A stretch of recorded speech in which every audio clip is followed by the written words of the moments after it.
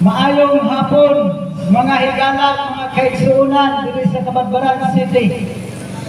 Mga igsuon, anianasat kami aron sa pagmantala sa pulong sa Diyos. Kay hangtod na patay kinabuhi, atong ikinahanglan ang pulong sa Ginoo. Nga naman, kaya ang pulong sa Ginoo naghatag ka nato kinabuhi. Kaya ang kinabuhi, iyaman sa Ginoo. Manang nitagka sa kahaponon, akong iawhan ang kasamusa nga atong hatagag panahon ang mensahe. Kaya ang Ginoong Diyos kanunay nagahatag ng atong pagpasilaan sa matagusahan atong kakinabuhi. Nganong gihatagan ng nagpagpasilaan? Matod pa sa Mateo 7:21, dili ang tanan nagtawag na akong Ginoo, makasunod sa gingharian sa langit. Gawas lamang ni atong nagtuman sa kabubuton sa akong amahan. Mga igsoon, daghan kaayo ang nakaila. Daghan kaayo ang muingon nga siya anak sa Ginoo. Daghan kaayo ang muingon nga siya nakaila sa Ginoo.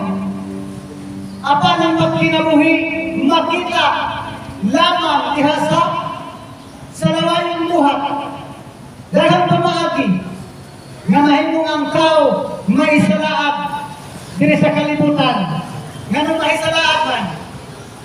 Kay bisan pag nakailangan na ay Ginoo, apan wala kay pagpakabana sa pulong sa Ginoo. Mana nagpadayon ni sa pagsamyaw, sa pagsulti sa maayong balita kay ningon ang pulong sa Ginoo.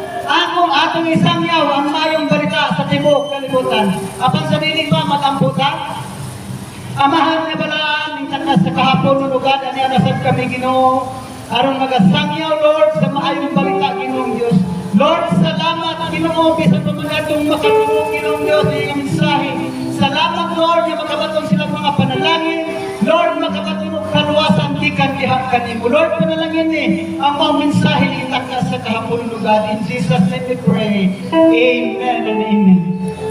Sa makausa pa maayong hapon sa tanan.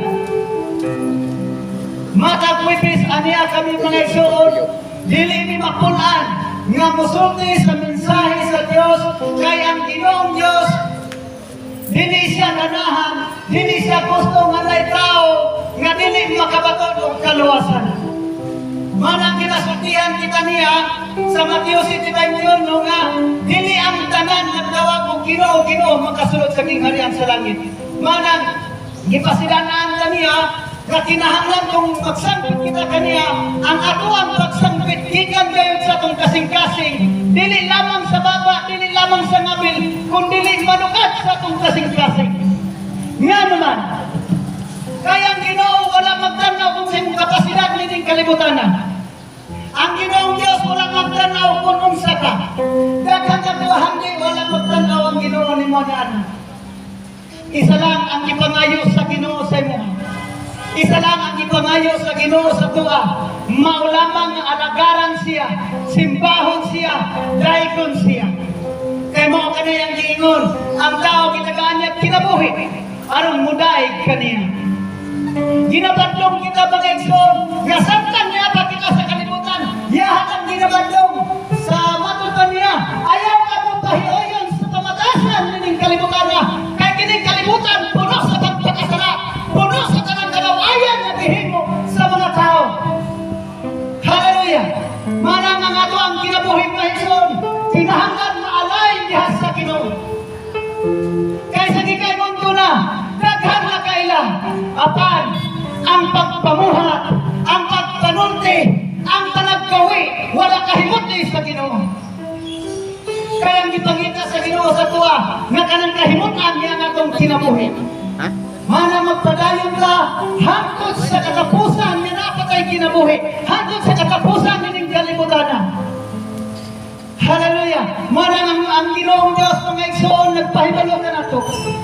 Ingon siya, nahidlo na kamo sa pulong nga akong